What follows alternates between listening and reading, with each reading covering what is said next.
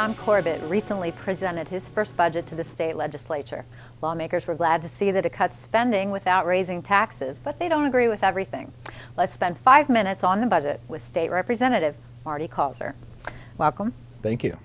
First of all, he had some major themes in his address. No new taxes, no additional taxes, reduced spending, and probably the third would be job creation.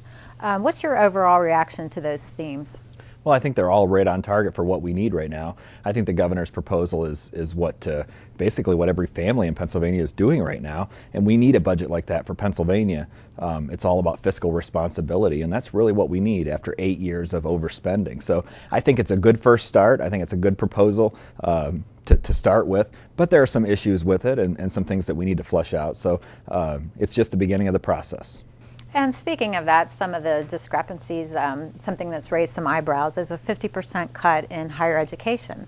What types of schools would that affect, and what is your reaction?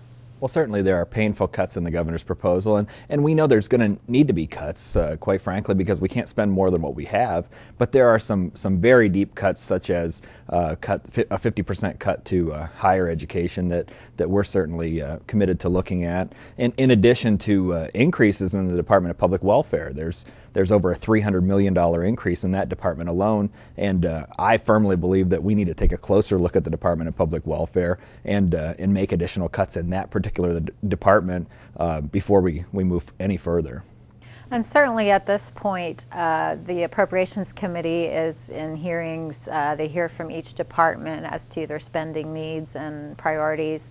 Anything standing out so far there in the hearings? Well, we've gone through a number of the hearings so far as we speak, and just this morning, Auditor General Jack Wagner came before the committee, and certainly welfare spending and audits that he's provided was a main topic of discussion, because the Auditor General has been out front and saying that we need to cut waste and fraud and abuse in the Department of Public Welfare, and that's something we're committed to doing, and that goes right along with what we're saying about cutting spending. So the hearings so far have been informative, and that's part of the process. We need to go through these hearings. We need to look at each and every line item in the state budget and really look at where each and every dollar is going.